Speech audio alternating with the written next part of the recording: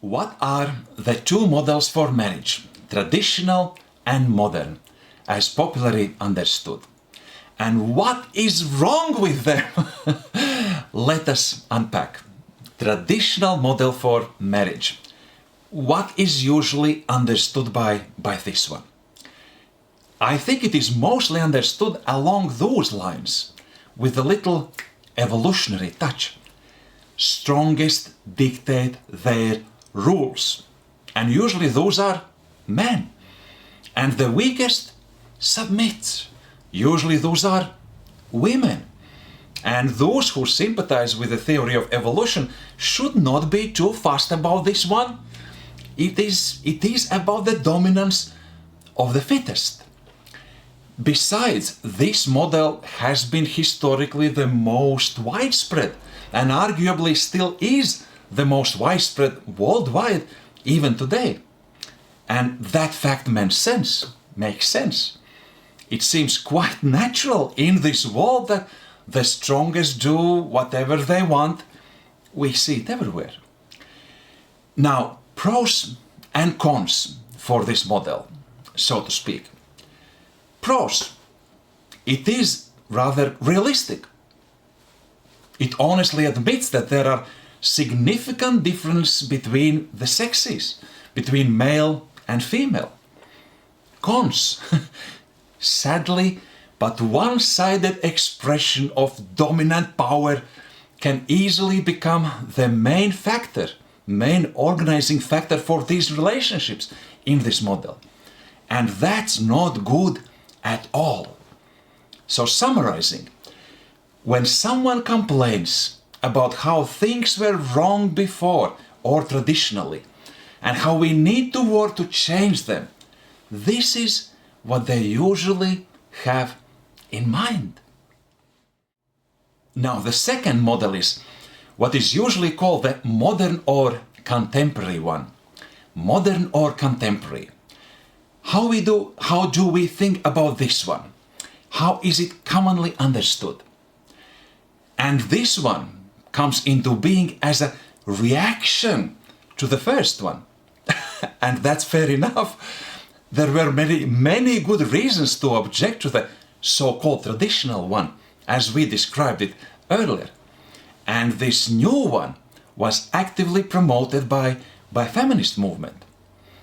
In this modern one, men and women are understood as equals, which would be a very good thing, properly understood, except equality here is understood as being identical, as being the same, interchangeable, without real objective differences, just like two identical partners.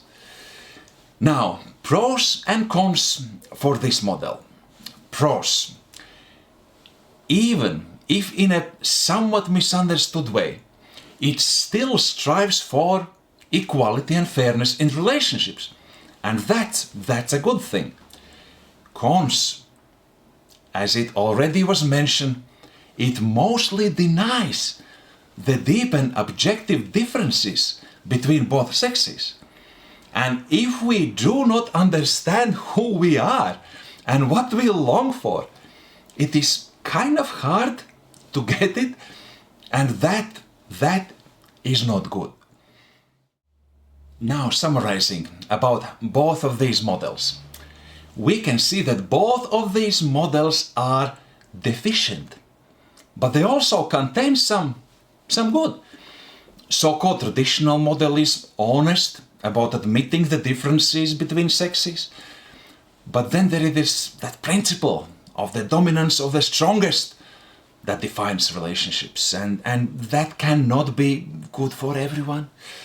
So-called modern model is striving for ideals of equality, by the way, inherited from Christianity, but at the same time denying biological reality and differences between both sexes, and therefore is an attempt to live in an illusion. So what we when we set both side to side, it is easier to see the dynamics. We can see that neither is sufficient and that both are set up for failure. Traditional model, with its dominance of the strongest, it breeds rebellion. It breeds rebellion against it and prepares the soil for the modern. Modern, with its denial of deep biological differences and therefore different needs and expectations, that goes against the grain of reality. And therefore it feels unnatural. It does not fully give to either sex, men or women, what they essentially long for. Both are deficient in their very foundations, and therefore predictably not too good, either for men or women, not too wise. And that does not mean that people cannot live rather well in those imperfect models. They can and they do. But is there a better alternative? Is there a better alternative? Anything? Is there a better alternative? Yes, there is. The most beautiful one, the most satisfying one.